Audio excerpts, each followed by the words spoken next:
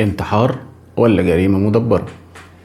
تخيل انك تشوف قصة حب شكلها مثالي، راجل ناجح وعنده منصب دولي بيدافع عن حقوق المرأة، فنانة موهوبة بتحب الحياة، كأنهم من قصص الافلام. لكن الحقيقة ابعد ما يكون عن الخيال. ورا الابواب المقفولة كانت بتعيش في كابوس تعذيب، خيانة وتهديدات لسنين طويلة. استحملت يمكن علشان ولدها، يمكن عشان ما كانش عندها مفر، حد ما قررت تقول كفاية. لكن قبل ما تبدأ حياة جديدة حصلت حاجة غريبة، سقوط مفاجئ من الطابق السابع يوم عيد الحب. وكل ما نقرب من الحقيقة نلاقي أسرار جديدة بتظهر. في البداية قصة حب ولا فخ. آية عادل فنانة تشكيلية مصرية من الزقازيق، موهوبة وبتحب الحياة، كانت بتحلم بفنها يوصل للعالمية، ولوحاتها كانت كلها ألوان بتعكس شخصيتها الهادئة وروحها الطيبة، ودايما كانت بتشارك في معارض دولية وبتحب شغل الخير. وفي يوم وهي بتشارك في معرض فني تعرفت على كريم حسن،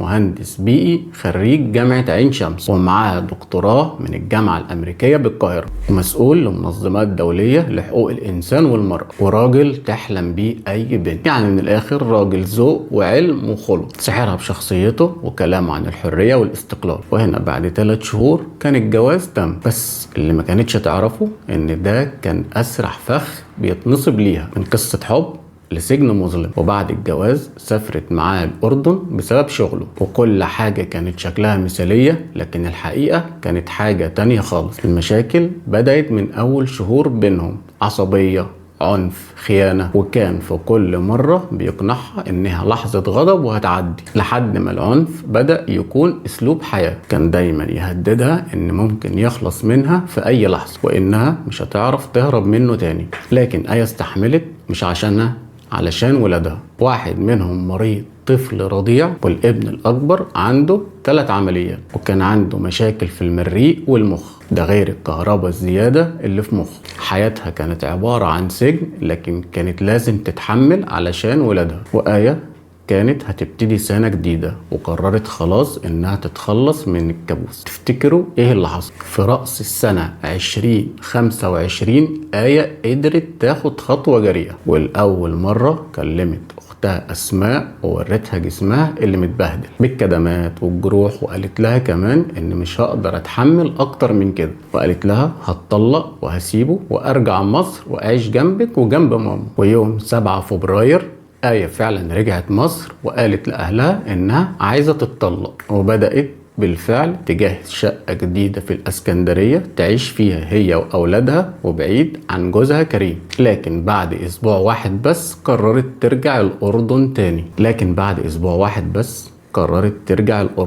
علشان تسلم شغلها وتاخد باقي حاجتها، لكنها ما كانتش تعرف إنها راجعة تقابل مصيرها اللي هو الموت. ويوم 14 فبراير اللي هو عيد الحب وكل حب اتحول لكابوس. آية وقعت من الدور السابع فجأة بدون أي إشارات. لكن هنا هل وقعت لوحدها ولا في حد رماها؟ لكن تقرير الطب الشرعي كشف المفاجآت، جروح في جبهتها وكدمات في جسمها، كسر في الجمجمة وكدمات في رجليها قبل السقوط. يعني كان في ضرب وتعذيب قبل الموت. ويا ترى كريم حسن هنا المتهم القاتل ولا الزوج البريء؟ الجيران أكدوا إن هم سمعوا صوت صراخ قبل الوقعة، وإنه كان دايما بيعذبها. لكن اللي أغرب من كده لما الجيران طلعوا ولقوا جوزها نازل ببرود وماسك ملاية وبيقول سيبوها سيبوها. الراجل اللي كان بيقول إنه حزين على مراته كان بيتفرج على تعذيبها. ولما الشرطة الأردنية احتجزته، التهمة كانت مجرد إيذاء بسيط لحد ميت وعليه علامات تعذيب، والموضوع مجرد إيذاء بسيط.